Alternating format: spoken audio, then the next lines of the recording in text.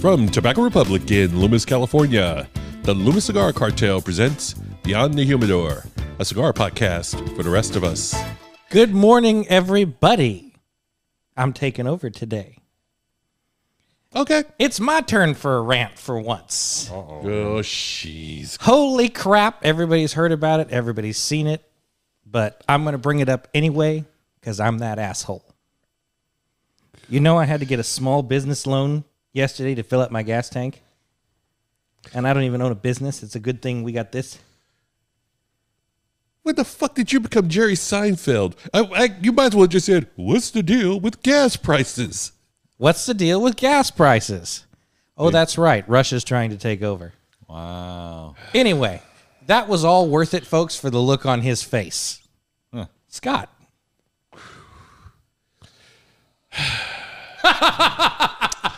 You know, it's been a fun run.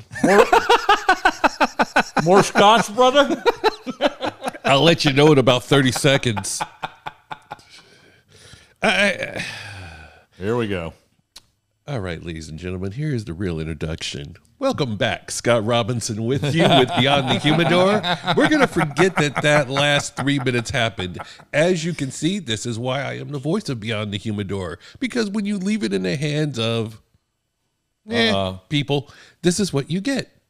But see, I am sans smoke jacket, but fabulous as ever. But you get to hear my cool melodic voice over the airwaves. Fabulous as ever, huh? Goddamn right. Okay. Anyway. Fabulous. All right, well, anyway, let's go around the room. Let's start with Larry because Greg was kind of feeling himself there. Larry, how you doing this week? Hey, don't say feeling himself now that we have video. There's going to be somebody going, hey, man, where do you find these cats on YouTube? OnlyFans. They've been talking about OnlyFans, but they don't have it up yet. Wow, We man. definitely need more scotch. No shit. So it's been a good morning. You know, we started the camera for the setup this morning, so there's just going to be a collection of outtakes at some point in the future, with the the misgivings that is our daily entertainment, so to Our speak. normal discussion. Yeah, our normal discussions. You know, you're going to have to be a paid member to to do that, but it's, Yeah, the fact someone's going to pay for that shit. But anyway, in Larry, 59 episodes, we're like, nobody's going to watch this shit, so listen to this shit. So, hey, man, who knows? what are you smoking today, Larry? Hey, I have a Christoph Ligero, and I was mentioning before we started recording, if you've listened to the podcast at all, you've heard me talk about Christoph. I am a fan of the Christoph cigar line, but because I get kind of off track on some other stuff, it's been a minute since I've had a Ligero. Ligero, I guess, is actually how you pronounce it. Ligero. This is a really caramely, really light cigar. It's their Criollo in a 50 ring gauge. It's 100% Cuban seed tobacco, so it gives you kind of an undertone of cedar, little spice, sweet finish. It being the larger ring gauge, it draws a lot of smoke. Put a nice cut on these. I go for the larger V cut on these big Christoph cigars, so you can pull the smoke through it. It seems to be a little bit not as tightly wrapped as some of the other 50 and 60 ring gauge cigars that I smoke. So it'll burn a little bit faster, but you get a ton of smoke through this cigar, and I really enjoy these very much. Right on. Greg, what are you smoking this week? So this week, I went to one of my favorites, and it's a bit harder to find. It is in the Rocky House. It's the Rocky Patel Vintage 2003 Cameroon. It's his vintage series, and it's a great stick. It's on the more, I would say, mild to medium side. Our reviewing site that we pull our information from listed as a solid medium, but I tend to disagree. I think you've smoked this one before. Yeah, I have. But I think it's more on the mild. It's a great starter cigar for people. It is a Cameroon wrapper, which, as most of you know that listen to the show, is one of my favorites. With I wouldn't say caramel, but it's more of a spice note, more like maybe Chinese 5-spice bordering on a little bit of anise in there. So it's a good stick, lots of flavor. Nicaraguan binder, Dominican Nicaraguan filler. So it's got a little pepper to it, but not a lot. You know, it's the Rocky line. I've said it before and I'll say it again. It doesn't matter what you grab out of his line. It's solid. Yeah, and absolutely. It's really good. Yeah, and, it might not always be in your wheelhouse, but it's not a bad cigar. True. Right. And before we get too far into it, you know, I know you two are drinking scotch, but Zach from our last episode with Yard Dog Coffee, thanks for the coffee. This is his Ugandan roast.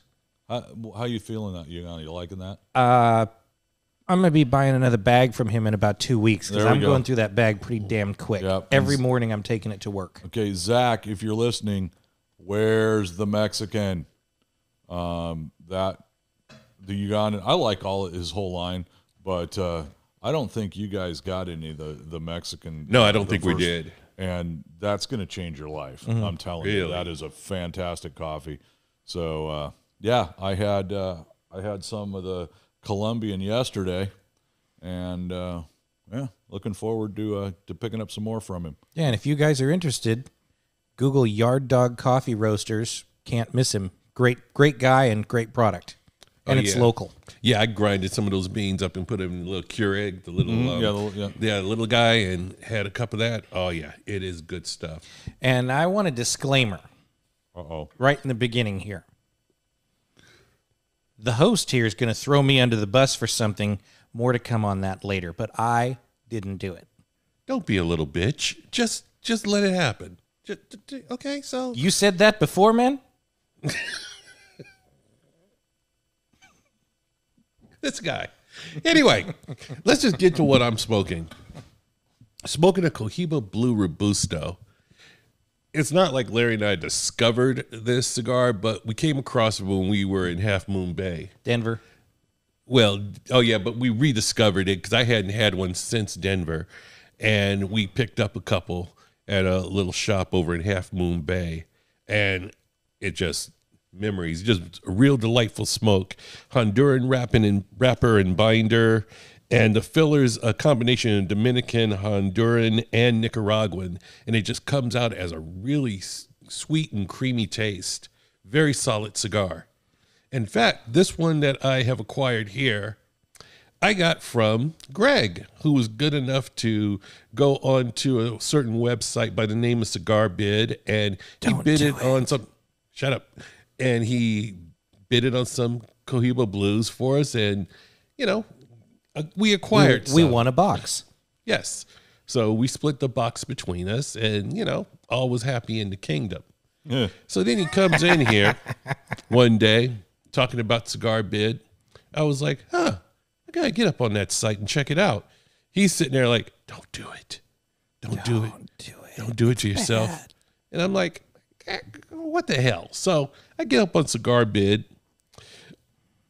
A week later, I've got about 80 or 90 cigars coming to me by the end of next week. Mm-hmm. I got tied up into about maybe 12 bids, won 7 of them.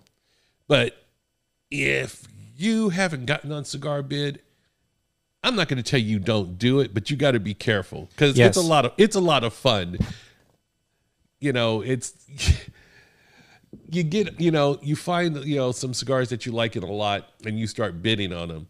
Then your ego starts getting in the way because some cat in Washington or Texas or New York is outbidding you. So you're like, I'll show you, and you start bidding and it starts getting crazy. So you got to be careful, make sure you're not going to wind up paying retail. I did not. Yeah. I met halfway, but by I think it was Wednesday when I finished winning, you know, all my bids and lost the other ones, I was like, whew, I got to stop this. It's funny you say that because, you know, one of the other subjects that's coming up later in the podcast applies to this as well. If you look on the, you know, all three of us belong to various cigar groups on Facebook. Some of us together, Some are on ones and others are not. But it's funny how people post pictures of their drunk cigar bid winnings. I mean, What's he trying to say, man? I haven't. No. I'm not saying Scott. I'm just saying it was one of them. I wasn't that drunk. No, but one of them I had seen on Facebook, which is actually what got me to wander over and look at Cigar Bid in the first place. Is it was a picture, and it looked like one of our pictures that we post after Rocky Mountain with like 150, 200 cigars, and the caption on the bottom of the picture says, "Oh my God, a bottle of Jack, and look what I did." And depending on what the bid was, that's a lot of money or not a lot of money. But, I've also seen some controversy regarding, are these cigars genuine? Well, as we have all smoked stuff that I've gotten from there, yeah, they're pretty good. Oh, yeah. We haven't ended up with a terrible stick of anything. You haven't tried one of them that I bought. Okie dokie. All right, well. Oh, hold on. Before we continue, do not drink and bid. This has been a public service announcement from your friends at Beyond the Humidor. We should make like a public service announcement with the dramatic, scary music like they did those scary adverts in the 70s. That would be fun. Yeah, because that stuff deterred us from a lot of shit. Yeah, I'm thinking that's a great idea. No, but the foreign ones are really horrible. And I'll just say, his panties are gonna get wet when I mention this. But the British like safety ones, where it has the little kid who goes into the substation and gets electrocuted, it's pretty fucking vicious. I'm sorry, the ones that always make me laugh from the UK are the ones about the level rail crossings, because it's always some old Reliant Robin or something like that getting wiped out by a train. A what? You've never seen a Reliant Robin? Larry, have you seen a Reliant Robin? I don't know what the hell he's talking about. I don't either. Three-wheeled coupe. Why didn't you just say car? Hey, for the host over here, it's a car and it gets wiped out by a train. Thank you.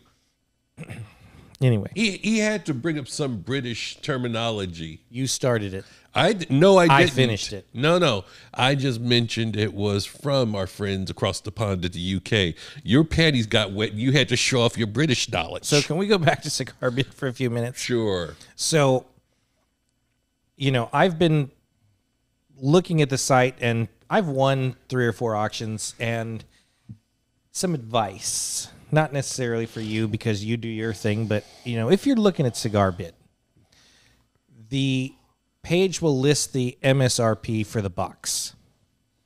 If you can win that bid for half that or less, you're doing good. If you can win that for more than that, you're not doing good.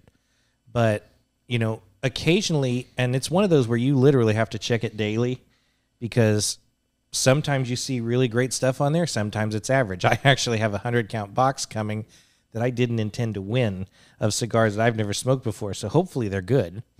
Fingers crossed. Yeah. Here we go. Otherwise, they'll end up being giveaways.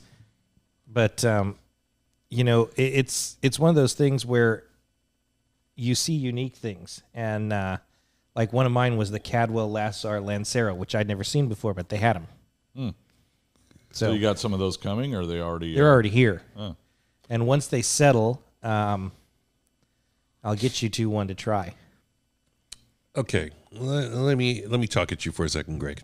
Oh, Lord, here we go. No, I'm just saying something. You spoke of that box that you're not sure what it is. Yeah. And if you don't like it, they're giveaways. Yep. So anyone listening to the podcast, if Greg starts giving you shit, you're automatically suspect saying, well, why is he giving me this dog shit? Well, you know. Caught you, bitch. See, no, hold on, hear me out. I'm a helpful beaver, as I've said. Yeah, on we know that term a little bit. Many a shows. I am a helpful beaver. The proper terminology or the way of speaking or saying that would have been, I have a box coming. I can't possibly smoke all of the same cigar, so I am going to give some out to my friends. That way, it sounds like I have a 100-count box coming. If they're crap, in my opinion, I'm going to give them away. I'm going to put them in my humidor, and they're going to be for those people that say, "Hey, I want to try a cigar." You certainly can. That's a different explanation. Yeah, that's a way. I'm going to give them out. Yeah, because that makes people like Tommy feeling he's getting a Ziploc storage bag full of cigars. Oh, he is getting a Ziploc storage bag Tommy. full of those. They're coming for you. He already told him he's getting some. Oh, jeez. So what happens if you try them and like them? You're going to just hoard them all for yourself, or you're going to give them out to your friends? Here's the test right here. I will give some of them out to my friends. Survey says bullshit. Well, even if they suck, I'm still giving you two one to try so we can talk about it on the show. Yeah, great. Yeah, sounds like a plan. Here's me taking another hit for the team.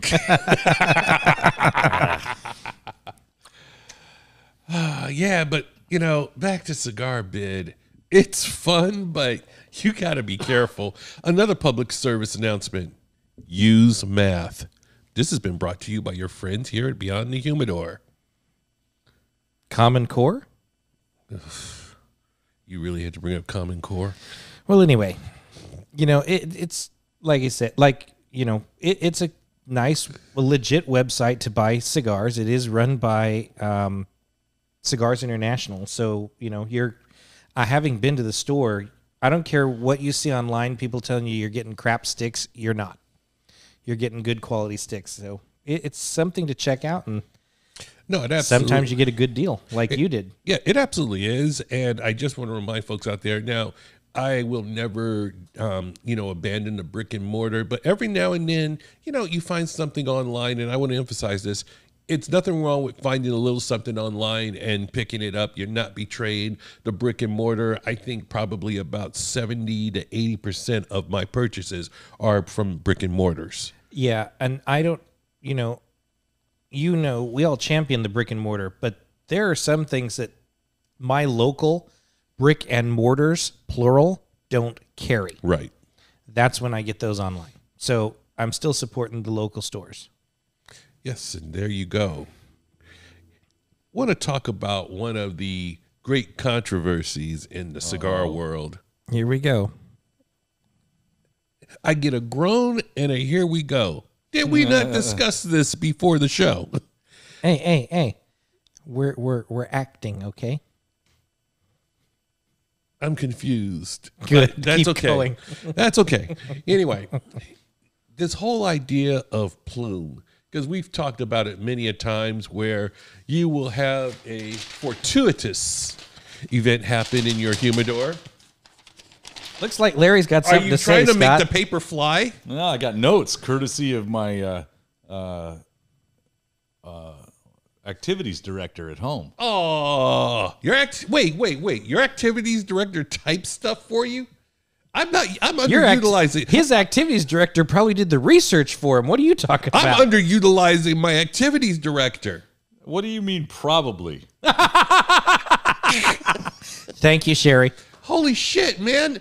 Look Okay. at highlighted and shit. Okay, dude. Okay, you are my spirit animal now. I'm gonna go home and I need to don't blame. reutilize- No, I am going to Pump the brakes. Don't blame Sue. Do not blame this shit on me. No, look what he gets. Hold on. Look at the difference here. For those of you that are on video watching us, there's what I got. This on the back that looks like, a cry for help that you stuffed in a bottle. Those are my notes on other stuff. So That's fucking awesome, man. and I tucked it in a little notebook here that also has the parts list for the stuff that my youngest son and I need to buy for the 61 Ford pickup. That's a whole different story. Dude, I got work to do this weekend. Yeah, you got to step it up, my brother. No shit. I need more alcohol. But it's funny. I'm surprised. I wasn't joking. I need more alcohol. My bad. I'm sorry. I didn't realize the reflection in the voice there. Oh, waiter. Help! Waiter. Help! I'm going under. I did not. Welcome in, sir.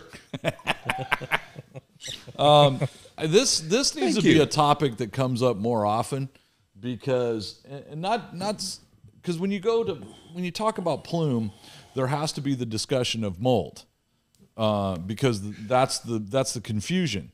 Is it plume or is it mold? Sure. And it's pretty easy to distinguish one from the other. Plume is the natural evolution of the oils in the cigar, and it forms a dusting, an ash basically on, could be all of the exterior of the wrapper leaf of the cigar. You should be able to just lightly brush that off. If what you have on your cigar looks fuzzy or leaves a stain on the cigar, Right. you do not have plume, my friend. You have mold. You have mold. And that is a serious thing to take care of in a humidor. On the bigger humidors, you almost need to pull everything out of that humidor, leave it open, dry it completely out, and recondition it.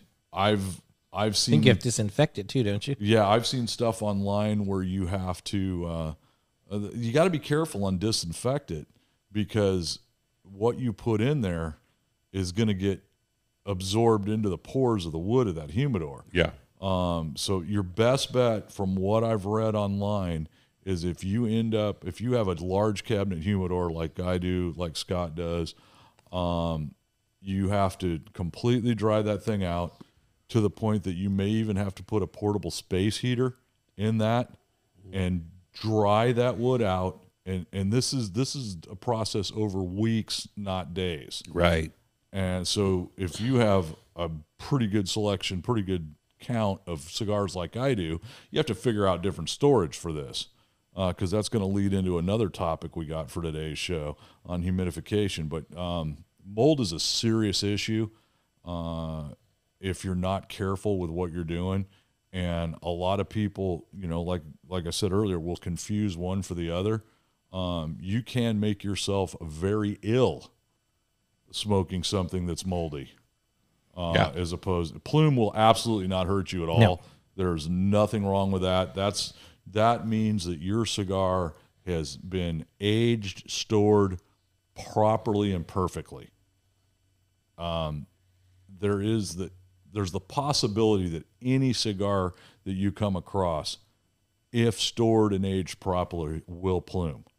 That's the natural evolution of the organic product. Right. But yeah, so it's something that even if you're not a serious daily cigar smoker, but you do store cigars, however you store them, you need to go through them and, roll them around, move them around, do different, inspect those, make sure you're not having issues. I've even heard of some people will rotate their cigar's position within the cabinet humidor. Oh, I've done absolutely, that. absolutely. I've done that in the drawers. I'll switch the drawers around, just pull them out and just switch them up a little bit, just to make sure I've got proper air circulation. And that's another thing when we talk about proper humidification, is just making sure, because I've seen people have like larger humidors and they'll shove boxes and shit in it. And the next thing you know, you start looking, saying, well, how is the airflow in your humidor? You basically just put a seal at like the second to the lowest shelf. So where's your humidification going? It's just going up to that shelf and banking down, and you got all the humidification there, but your top shelves are not. That even came up with yours when you first got yours. Oh, it absolutely did. Mm-hmm.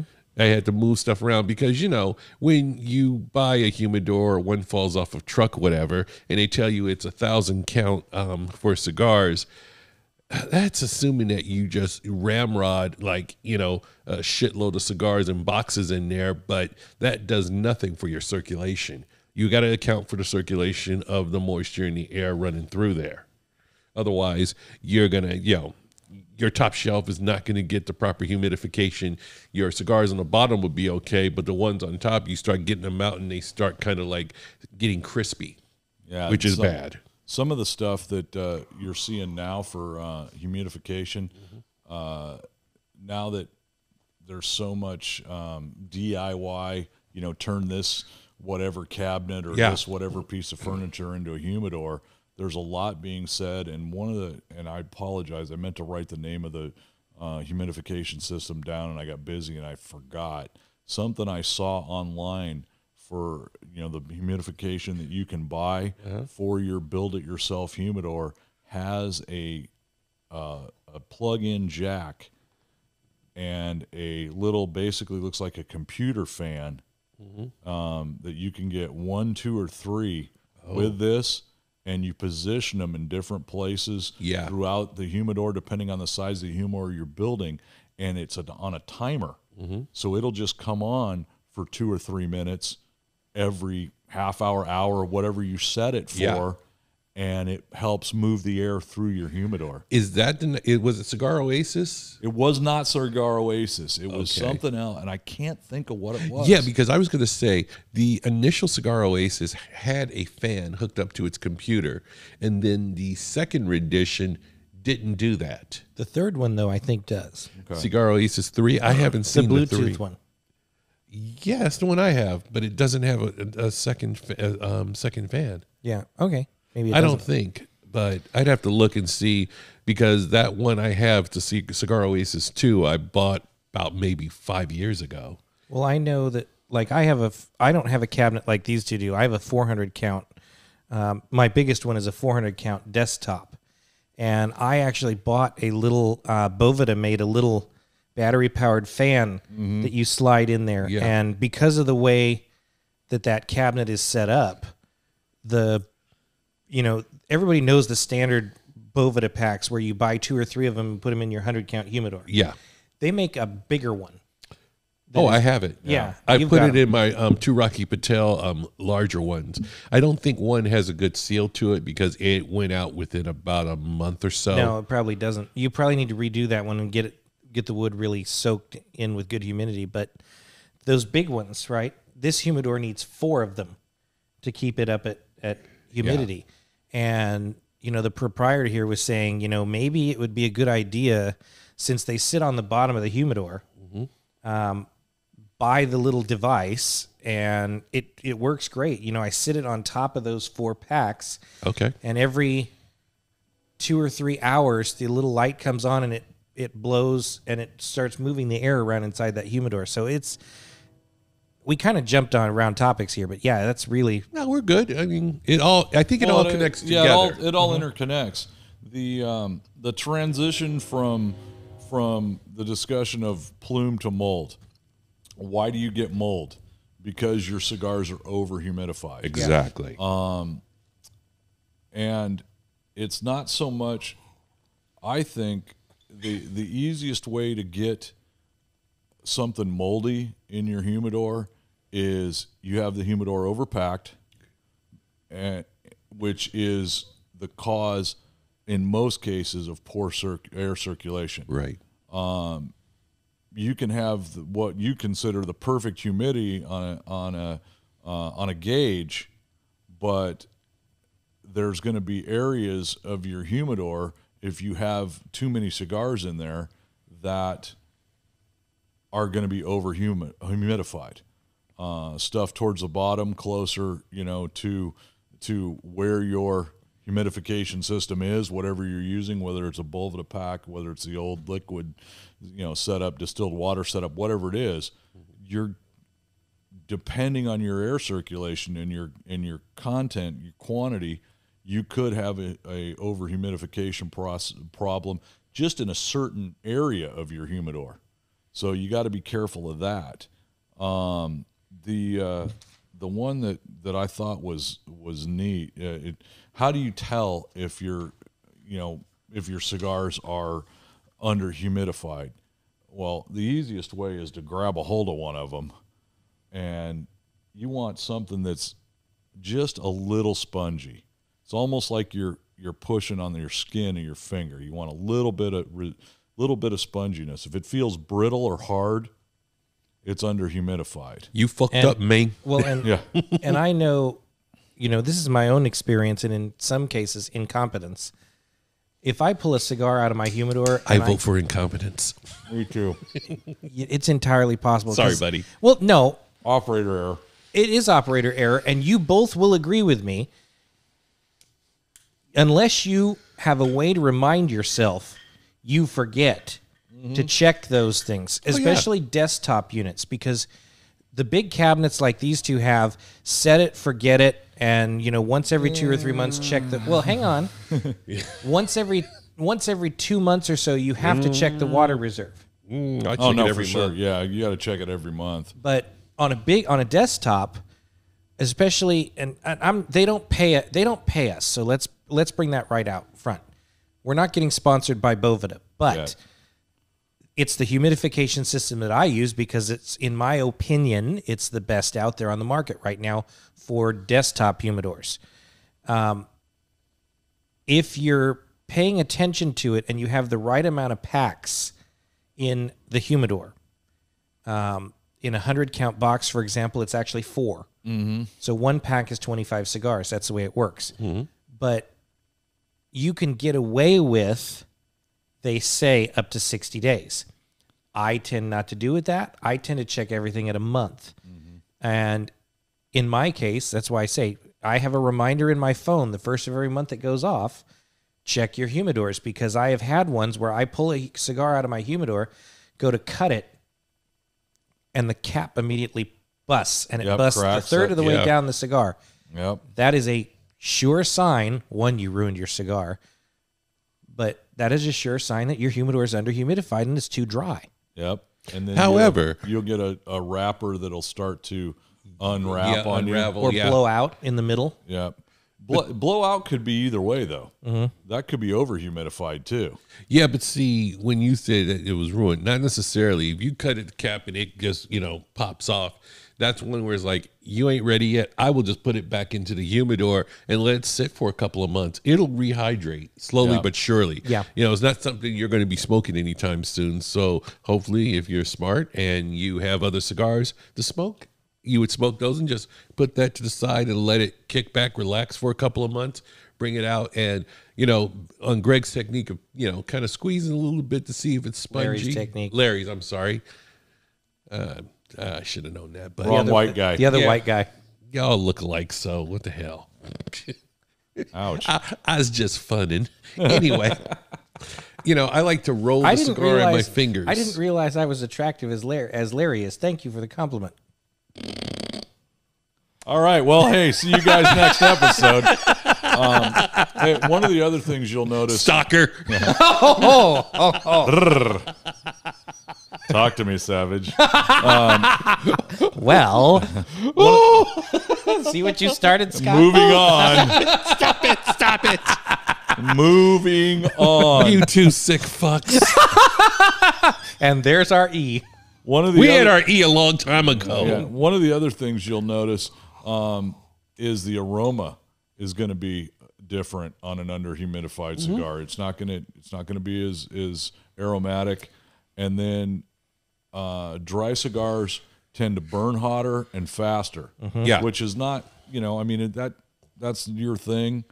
But I think on what I read, the most surprising thing that I read, and it's from a very prominent manufacturer in this industry, and I'm not going to name the manufacturer because he got a lot of negative blowback on this for saying this. And he said this at a major industry event. They feel that at a minimum 75%, could be as much as 90% of the cigars in retail locations and in major distribution locations are under-humidified to some degree. Hold that thought for a second. I Just light your ass up, man. I almost set my balls on fire. I just want people to know I'm not scratching my balls. Go back to the 80s. Roll Eddie around. He'd be all right. Roll him around. Yeah, because the cherry dropped off, and I was like, my balls feel warm. That's not good. Yeah, because the F word is what took us to the E rating. Wow, Scott. Lighter. Here, relight your balls, brother. Nope, no. Hey. I think we're good. We still have a cherry. Two more puffs and it's fine. Hey, at least you didn't damage that very nice shirt. Oh, there we go. Oh, yes, this finery. Speaking of, we need to get together and, I need to wear more finery on the podcast, so I need to acquire a couple more shirts. Yeah, we need to look at that because it's the supply chain is screwing us up a little bit. Yes. So the last comment that manufacturer had is the reason they made that statement is because more often than not, cigars are individually cello wrapped now. Yes, they are. And that has a dramatic effect on how the cigar is humidifies. Maybe not so much in a commercial storage or retail storage location, but it definitely makes a difference in your home storage. Now, you bring up an interesting point, and I think I know the answer to this on your guys' side. But I'm going to ask the question anyway. Ask away.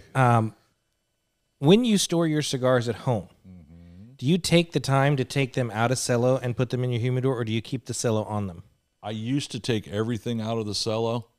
I have so many cigars now that I have stuff that I have not taken the time to get out of the cellophane, and I'm at a point in my humidor where I'm to the dangerous point of overstuffing it, because I will get something from somebody, or I will pick up something here or at one of the other places we've stopped while we're traveling. Yeah. And it goes in the humidor when you get home.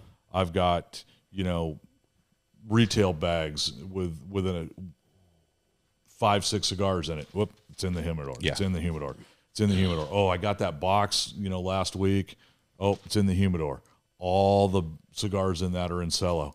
So at some point, I need to sit down, pull a bunch of stuff out of my humidor, pull it out of the cello, reorganize it so that I don't have an airflow issue like we just talked about. But no, I don't recommend. You get something, you know what it is. The label is not on the cello; it's on the cigar. So it's not like you're going to end up with a cigar sitting there in too much. What the hell was that? Take it out of the cello. For sure. See, I agree with you. I would disagree, only because the type of plastic, the type of cello they're using, and forgive me, I wasn't ready for this question, but I think it's Polypropylene. Thank you, polypropylene, which is very porous, so moisture is going to get into the cigar anyway. So I have some knowledge on that. Oh, please impart that knowledge, sir. That little book that I gave you, I was reading in that, and polypropylene is part of the ingredients of what they make the cellophane out of. It is actually a plastic based out of wood fiber. So yes, it is very porous, and they say that the humidification will move through the cello, but at a slower rate, which is where we get into the underhumidified problem, I think.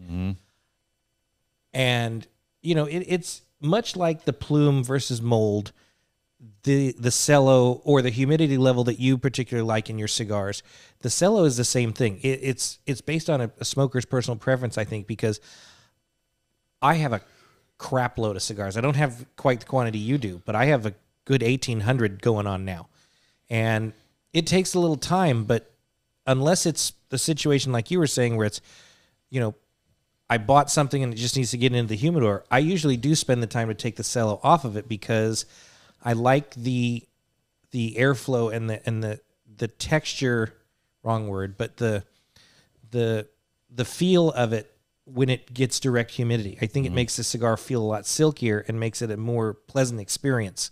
Okay, 2 questions. Number 1, how many cigars have you come across in your humidor or wherever that are cello wrapped, they're an older cigar, and the cello is discolored? Oh, I have. Oh, lots. Yeah, Okay. lots. Loads. Okay, now that I've said that, both of you have experienced plume on cigars in your humidors, yes? Yes, I have. Okay. Now making that statement, how many of the cigars that you had plume with were cello wrapped versus non-cello wrapped? All the ones that have plumed for me were non-cello wrapped. Bingo, same here. That's true. Okay. I don't think that having a cello wrapped cigar stored is detrimental to the health of the cigar, if you will, because it is able to, the humidity is able to penetrate that cello. But I don't think that the cigar ages as well in cello as it does out of cello. Well, yeah, we've established that because it humidifies at a slower rate. I mean, the truth. Let's just be truthful. The reason why the cello is placed on a lot of cigars is to protect the wrapper itself from being bumped about and in whatever. the retail environment. Yeah, in the retail environment from a bunch of douchebags picking up the cigar. Or my favorite, picking up the cigar, and people still do this because they don't know any better, and that doesn't tell you anything. Yeah. So the cello kind of protects the cigar. So when you finally buy it, you're not getting about 20 people's nose boogers. Yeah, nose hairs on your on your stick. But it's now that we've talked about this, now I'm irritated that I've got so much stuff in my humidor that's still in cello. Well, to go back to that discolored wrapper thing, several years back, the proprietor here was able to acquire a rep that had retired his collection, and he set those out for sale. And I got one of my favorite. It also happens to be a Rocky line, the 15th anniversary blend. Mm-hmm. I bought the whole bundle. From the outward appearance of it, they look just like a normal bundle, but when you actually get the individual cigars in there, you take that cigar out, and the wrapper's gone from clear to that beautiful amber color. You're just like, oh, this is nice. But how much plume could have been generated if they weren't? Mm-hmm. And they're it really is a catch-22 on that. Yeah. And especially if you're going to buy and hold stuff. If you're buying one or two cigars, maybe not a big deal. If you're going to smoke those in a reasonable amount of time. But if you're buying a bundle or a box of something and it's going to be an occasional cigar, pull them out of the cello, man. Mm-hmm. It takes 5 minutes pull them out, wash your hands first, pull them out, put those cigars back in the box, put them up there in the humidor. You're going to be getting a little better airflow now, a little more humidification. And I think, 3-4 months down the road, when you come back around to that cigar, I think you're going to have a better cigar experience, in my opinion, if you pulled the cello off those than if you didn't. But see, here's the one thing, though. And if you have a box humidor, not so much a shelf humidor or drawer humidor, the standard desktop humidor, I would almost recommend keeping them in the cello, because especially if you've got loose cigars, like a bunch of loose cigars because I have two sitting humidors in my office that, I just pile cigars in there. There's no shelving to it at all. It's just in they go, and a Boveda right on top. And I use the cello just to protect the cigar. They're not like something that's extremely prized. It's those, those occasional smoke, not occasional, I shouldn't say, the daily smokes, the things I know I'm going to smoke within the next 6 months to a year. It's nothing I'm collecting, but I like keeping them in the cello because they kind of bump about in there when you're fidgeting through trying to find a cigar that you're in the mood for. That's true. I will concede to that. I didn't think about that because I have an entirely different storage setup than you do. But I could see where that would be beneficial for sure. Yeah. Now, honestly, I was thinking about departing away from the desktop humidor and buying like another, a small standing humidor, like from Amazon. They're actually pretty reasonable. You can get one for like about $400. Mm-hmm. The one I saw, and I've talked about this before, and I'm going to stop talking about it until I get it actually done. Your 7-Up machine? My 7-Up machine, man. And it was such a cool idea, and it still is a cool idea. But the problem is I have way too many cigars for a 1970 narrow bottle door 7-Up machine. You know what the problem with that's going to be? It's going to be the humidor itself is going to be the conversation piece. As far as utility goes, it's not going to buy you much. Well, and I agree with you because one of the ones that I wanted to build is the same way, the grandfather clock, because it really, ideally, realistically, it's only going to be like 300 or 400 count instead of the 2,000 or 3,000 that I actually need. Mm-hmm. And that's it. It's a conversation piece at that point. And then it's somewhat not utilitarian enough. Exactly. But, there have been some cool pieces built But I think one of the things that might be fun for the show is, at least for you two with the larger cabinets, is get the gimbal out and do a humidor tour. Yeah, that would be cool. I'm humble. My humidor, I won't say. It's not about that. It's about the, we can show the folks at home, here's a cabinet, this is how I maintain it, this is what it looks like. I realize there are a lot of people that listen to the show that maybe have them, but there are a lot of people that could be in my position where they've got a desktop or several, and it might help them in choosing something. So it might be a fun segment to do. Yeah, for sure. Yeah, I would say, as far as that goes, if you want to step up to a humidor, I would say save your money, buy a cabinet humidor. So in the interim, get Ziploc bags, Bovidas, because the Ziploc is going to be airtight, and not like generic Ziplocs, like the real Ziploc with the reliable seal, and drop a Bovida, like the small Bovida pack, not the small ones, because they have those little tiny ones. You're talking the standard Bovida. Yeah, standard Bovida at 72. Some people prefer 68, but I wouldn't go higher than 72. Drop one of those suckers in there with your cigars, seal it up, and you just store those until you're ready to buy like a larger humidor. I think it's well worth the money to do that. There's also another option other than a Ziploc, which is an Iglador or a Tuplador. If you've got good, it's the biggest factor in whatever storage device you're using is, can it seal well? Yeah. Igloo coolers work great for that. Certain kinds of Tupperware containers work absolutely great for that. And the nice thing with both an Igloo and a Tupperware, you don't have to worry about mold. Yep. Because the plastic will not let it grow. Right. Yeah, the freezer Tupperwares with the double seal in those work really well. Yeah, be real careful. Don't use a Yeti, not because it's so bad, just because it's so good and it's so fucking expensive. Yeah. If you buy a Yeti, you got enough money to buy a humidor. Cabinet humidor, yeah. Yeah. So, for sure. How's that Rocky doing for you?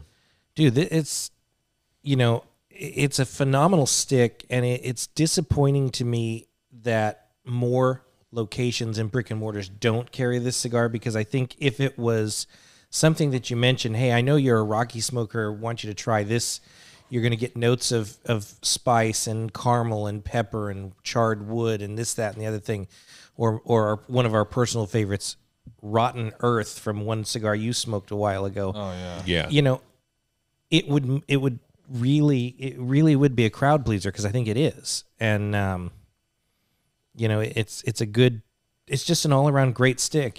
He doesn't make anything bad. I like everything he does. I'll have to pick up one of those to take today and smoke later this weekend for sure. Scott, where we at? Well, sitting on the Cohiba here, and as you well know, and I'm sure you smoked a Cohiba Blue. Oh, yes. It does not disappoint. I mean, I'm getting close to the nub here, and it's still enjoyable. I think we should clarify they're not Cuban. They are not. These are the non-Cuban Dominican. ones. Yes.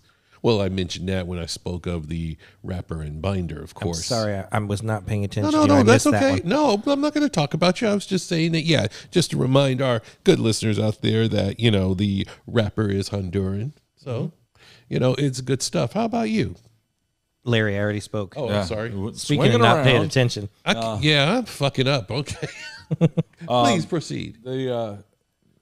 The Christoph is doing fabulous. It's like I said earlier, it's a little thicker ring gauge, so it's drawn a little slower, but a lot of smoke. And I love these cigars. Yeah. Now I'm sitting here thinking, as I'm enjoying my alcohol. Oh no, I'm good. Sorry. Enjoying this Glenlivet, the rum. Cuban cask. The Cuban rum cask. Reserve, jackass. Caribbean Reserve. Cuba is in the Caribbean, so you're not entirely wrong. And again, thank you to our my liquor acquirer at where I work, Blake. Appreciate you turning us all onto this. Thank you, Blake, the liquor guy. We should get a picture of him and put him onto the website. If he's willing, sure. If he's willing. Yeah, and we're going with something other than liquor acquirer. Yeah. Sorry, Blake. That was Yeah. There was no discussion on that beforehand. That would have been a no vote for me on liquor acquirer. Again, liquor guy. Or liquor merchant. Liquor guy. Okay, liquor. No. Liquor merchant. Huh. Anyway. Notice how the English, the Anglophile wants to make it more fancy pants than it really is. You know. But, you know, anyway, as I sit back and drink this, I hearken on my youth. Oh, here we go. We had this discussion in the lounge. Thursday night. Yes.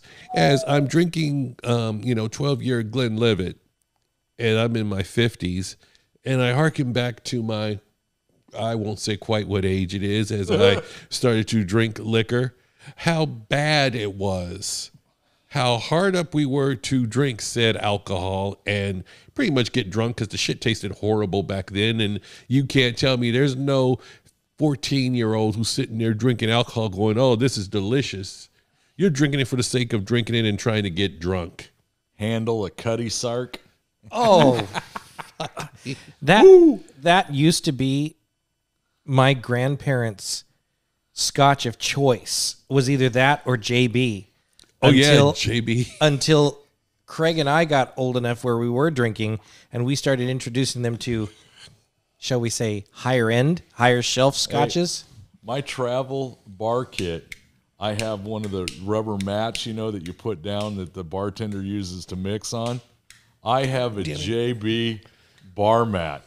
So, yeah, I'm familiar with it, and we've talked about this, a bunch of times in the lounge, and if we're barbecuing or hanging out.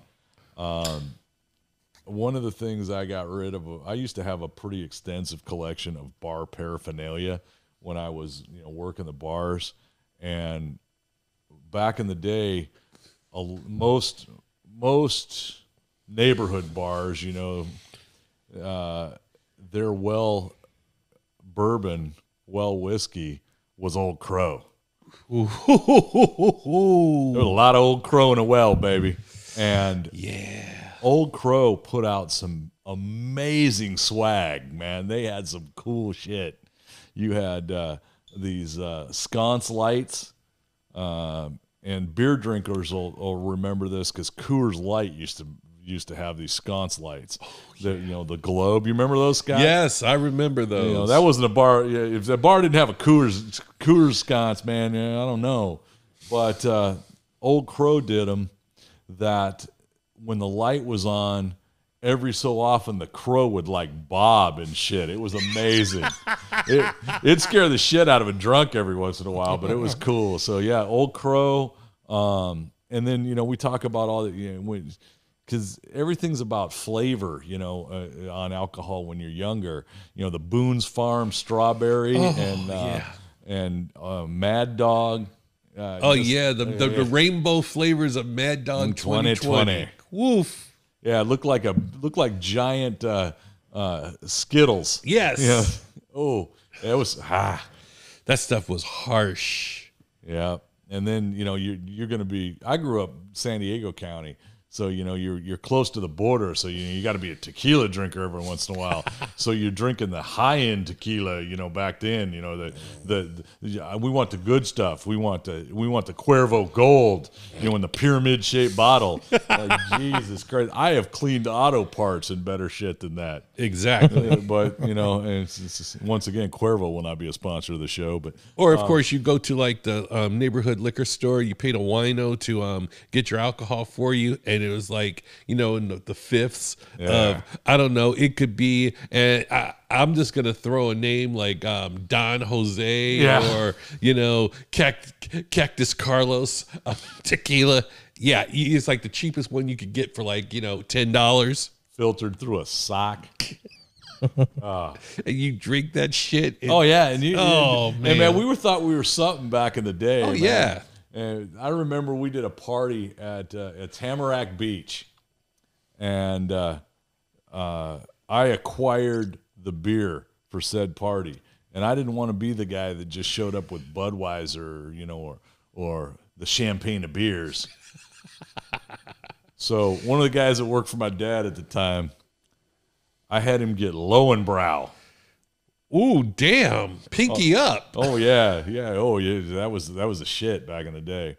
Until we got busted by the cops and they took all our Lowenbrow. That kind of sucked. Well, you see, you were fancy pants. You grew up on the other side of the tracks. Oh, here it comes. You know, Lowenbrow. No, I'm just saying, you know, when you have no money when you go to college and, you know, you're counting pennies and shit for the $3 or $2 12 pack of, let's see, Keystone Light. Oh, yeah. No, our standard in my group of friends was Lucky Lager. Remember those? Ooh, the yeah. little short brown bottles, no label. It just said Lucky on the cap and it had the puzzle under the cap. Remember that? Because that's all the drunk needs. So yeah, my buddy, man, he worked this place, and I can sell it out now because it's gone, and they tore it down because they're going to build more houses. You know, my buddy worked at the country store on El Camino Real in Carlsbad. And we never stole nothing. We paid for stuff, but we were not of legal age to be paying for stuff. Must have went out the back door. Yes, it was. We'd hand my buddy a bunch of cash, and he'd set out the back door would be cases of Lucky Lager and 2-liter bottles of Sun Country wine coolers for the girls. Let me tell you something stupid. So one time I was nominated to go acquire the liquor for a party. And I took one of my sister's girlfriend's boyfriends with me because he was 19. So we roll over to the liquor barn. We pile. That name inspires us. Yes. We pile like 6-packs, fifths of shit. I mean, we're a rolling party at this point. Drive out of the liquor barn. I get pulled over by OPD. So I'm thinking, fuck. They're going to take our liquor. After all this, and it's going to just be a fucked up Saturday night.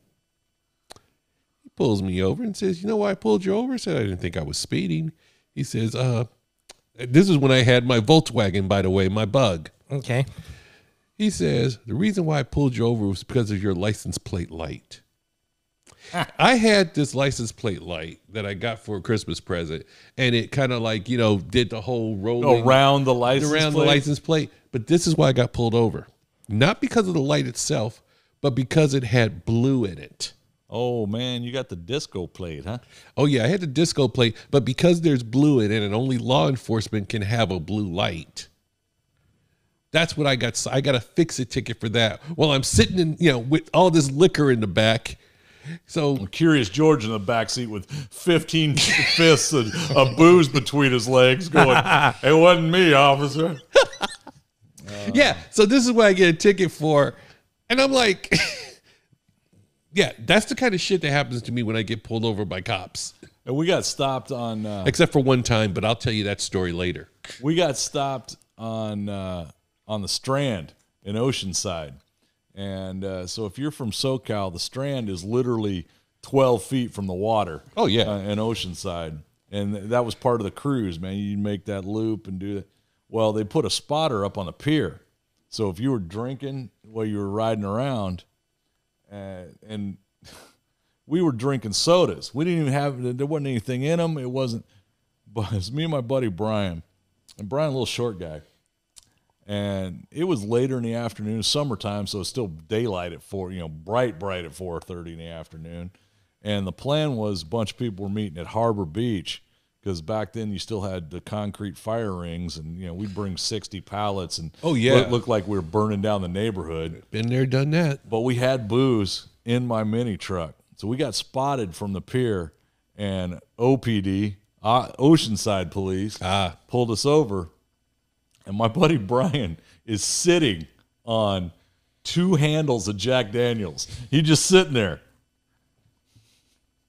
Guy looks in the back, behind the seats of the truck because it was an extra cab truck. Had a shell on it. He's like, "Can I open the shell?" Yeah, I can get out now.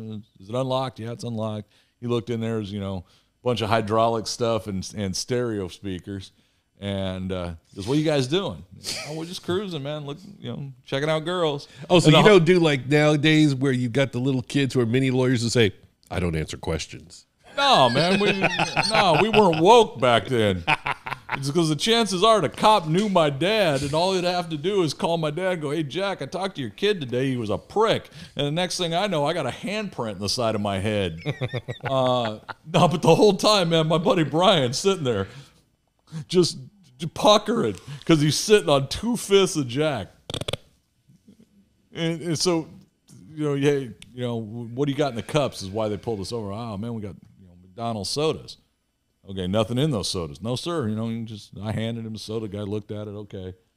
Looked in the back. All right, you guys are good to go. I drive off, and my buddy looks at me. He goes, God damn, did you have to talk to him for that long? I'm like, what am I supposed to do, not answer the man's questions? He goes, well, I'm the one sitting on all the booze. It's my truck that would get impounded. Take it easy, jackass. But, yeah, it was, it was always the cat and mouse game back in the day. Oh, yeah. That made it fun. Yeah. But yeah, I just remember the cheap ass beer and just like the generic freaking alcohol you drink. I mean, Coors and Lowenbrau, that's what you got when you were close to getting your first real job. Then you thought you were fancy pants. I'm talking about college, Meisterbrow. I can't even remember some of the names of the beer. Hams. Oh, hey, don't be dogging Hams. I ain't dogging Hams, but it was cheap. You damn right it was cheap. Hey, you know what? I'm just going to say something. My gorilla fingers are going to have to figure out these earphone things we're using because they pop out of my ears. Yeah, you need the smaller ones. See, yeah, they are sitting with beautiful comfort at this point, just resting in my ears. Yeah. It's a lovely thing. So we got a minute left here or so before we want to wrap this up, but I want to. We do? Go ahead. I'm sorry. Apparently, we're fucking over. Yeah, no. Well, we're pushing our hour here, but the shop boy is going to be here shortly. All right. But I want to bring up something. Uh-oh. And I realize I'm probably whacking Scott out of the blue here with this, but that's okay. But I was on Facebook last night, and it dawned on me that you and Sue are missing something. What are we missing, sir? So there are Facebook pages dedicated to dogs that are quite amusing to watch. There's Tucker Busden, and there's Sherpa, which is a husky or a Malamute out of England, and a friend of his, which I can't remember the dog's name, but their followers are huge. Oh yeah. Stop. You mean create a Facebook page specifically for your dog? Harley Robertson. Robinson. Wes doesn't own that Harley dog. Robinson. Damn. But see, you're missing. Are you fostering this dog? No shit. But see, I think you're missing a golden opportunity to get sponsorships and large viewers and of Harley having her own Facebook page and her own Instagram and I realize the comment is how much free time you think I have. Oh shit! I can't even manage my life, and he wants me to get an Instagram for a pet. Although if I had the kangaroo, now that is a fucking that's a fucking Facebook post I would look at. Yeah. Yep. And I'm trying to think. I had I know what the fuck you're humming. I had a name for the kangaroo too, man, and it's out. Donkey. Jack. No, not for that reason. Donkey? As in punch. Yeah, no, that's what I want. Yeah. I may call the kangaroo Punch. Fuck it. There you go. Why you call him Punch? And when somebody other than me says Punch, the kangaroo fucking hits him. That's why. Right turn, Clyde. But yeah. Get yourself a tradable kangaroo. We need to look that up because we could find one. Too bad Joe Exotic's in prison because I know Joe Exotic could probably hook us up with a kangaroo. Well, I mean, we could probably say I can't, but one of you guys could probably set up a visit with Joe. Fan page or some shit. I don't know. Free Joe Exotic. It's all on you, Scott. I ain't got that kind of time, man. I mean, I'm busy. I got my hands in many a pies. You would think that just based on all the free Joe Exotic stickers that we made, that Joe would give us the time of day. One would think, right? Yeah. Need to get on his visitor log at federal prison. Well, yeah. That's once again. I go back to that's going to be one of you guys. I still haven't watched that program. Oh yeah, because you think you're better than us. No, I just no, it's got nothing to do with that. I got halfway through episode 1. I'm texting relatives in Oklahoma and it's telling them, hey, man, your cousin Pat's got me watching Tiger King. I'm halfway through episode 1 and I'm already telling people y'all live in Missouri. I get a text back. It's a different part of Oklahoma. Oh, like that makes a difference. So I reply, read what you just texted me. Anybody that is not from or currently in Oklahoma, it makes no difference. You hicks are all the same to us outside people. Yeah, I remember different part of Oklahoma. God. Yeah, Tabby turned Sue and I onto it. It was like, what, 5 Was o'clock? that where it came from? Yeah, 5 o'clock in the afternoon, we saw our first episode of Tiger King, and our response was, what the fuck is this?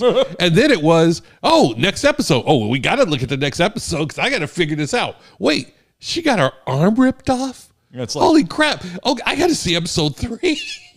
Yeah, and 3 o'clock in the morning later, right? Somebody tells you about Tiger King, and you're thinking, how bad could this be? I've seen Trailer Park Boys. It's like, whoo, man. I mean, you talk about, whew. And the scary, the scary thing is when you sit down and think about it, this ain't something that, 3 guys like us sat around, drinking scotch and thought up as something we're going to write. This is an actual dude. These people actually do this shit day in and day out. But see, that wasn't even the most fascinating part of it. There's 2 parts that were fascinating to me.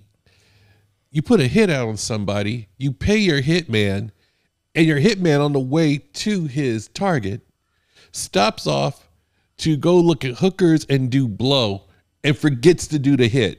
That's just comedy gold there. And then rolls on you when that's just the cops catch up. When you get busted for with the hooker. I mean that's poor economic choices right there. I mean we all make those. Well, but those poor economic choices saved his life. That's pretty good. You don't hear about that kind of shit. Oh God. And then there was the other thing. I did not know that if you go to Vegas, if you bring some baby tigers along, you will be swimming in women. Hey, Paul, you want to up your game? Get a couple of baby tigers when you go to Vegas next time. You step your game up, man. Wow. Greg, that's what we're going to get you for your birthday. We're going to get you a couple of baby tigers and a ticket to Vegas. Thank you. Hey, man. I don't need any help. I do just fine on my own. The utter silence is Scott and I sit here in amazement. Nah, man, I won't say no. Too easy. I hate to rain on your parade, brother, but there's a hard ceiling on the budget for this. We are not getting this cat 2 baby tigers. We'll rid him. What we will get him is a Tony the Tiger onesie, but we are not buying baby tigers. No. We can rent them. Wait. I got it. Oh shit! I got it. Since you were 15, but go ahead. Just let Paul borrow Mumford for a weekend. Oh, shit. He's right. Thank you. Okay, you need to talk to Jimmy and Audrey about that. No, I pass. I leave that up to you two. No. My ass. I am not talking to anybody about their $2,600 cat and let us borrow it. We'd be better off renting 2 tigers. I mean, Jamie, Audrey, I love you guys. $2,600 for a cat. But I got to admit, I've seen some of the pictures of Mumford on his adventures on Facebook. Oh, no, hey, Mumford, and there you go. Awesome. And there you Mumford go. should have his like own I'm page. telling you, Scott, Harley needs her page. Mumford is a badass cat. He is a badass cat. Yes. But, yeah. Although I paid more for Harley, so I can't say much. oh. Yeah, we did. Sue comes up to me Thursday, and she goes, "Look, isn't Harley getting bigger?" No. She is getting bigger. Doesn't look like it. Yeah, she is. She's getting longer. So she's kind of stretching this way, not that way. Mm-hmm. Huh. Yeah, she's got really long back legs. All right. Well, I'm going to finish this scotch and look for kangaroos on Instagram. We should see how much it is to rent like a baby tiger. I don't think it's cost prohibitive as we think. Just as that kangaroo. It probably won't be as cost prohibitive as you think. Hey, and if Sherry gives you any shit, just remind her about Jack. Dude. Oh, Stop. Your pop's already in your guest room. What you trying to do to me, man? 'Cause Pops and I would not be good roommates. You'll be fighting for the upstairs room. He's already kind of jockeying. He's like, hey, man, the upstairs room's bigger. Nah, but your ass is staying downstairs. The last thing I need is my pop in a room next door. Yeah. No. You be banging on the wall and shit. Quiet down. With his cane. Hey, Pop, why you still got your cane, man? You've been walking good for a year and a half now. I'll show you in a minute. Crack, crack, crack, crack, crack. Quiet down. What the hell? It'll be more like this. Crack, crack, crack. That boy ain't right. Tell me I'm lying. Yeah, that's what I thought. Oh, man. man. We screamed right past that hour deadline thing. Yes, we did. That's Truly. all right. We're having a good time. Yeah, as always. I think our camera monkey fell asleep. Nah, he's still alive. Yeah. He's a helpful beaver. There you go. Well, it looks like my smoke's down to the nub and the scotch glass is obviously empty, so I think it's about that time. I want to thank our audience, and on behalf of all of us, Larry, Greg, and the camera monkey, thank you for listening. Check us out at LumaCigarCartel.com. Like and share us on Facebook. Follow us on Instagram. Don't be a stranger. Drop us a line and let us know you guys are out there. Did I leave anything out? I don't think so. Good. I'm Scott Robinson, and from all of us here at Beyond the Humidor, we look forward to chatting with you on the next episode. Until then, take care, stay healthy and safe, and good smoke, good drink, and good life, and make sure your balls don't go on fire. Wow. Another public service announcement from your friends at Beyond the Humidor. It's easier when you don't have balls, ladies.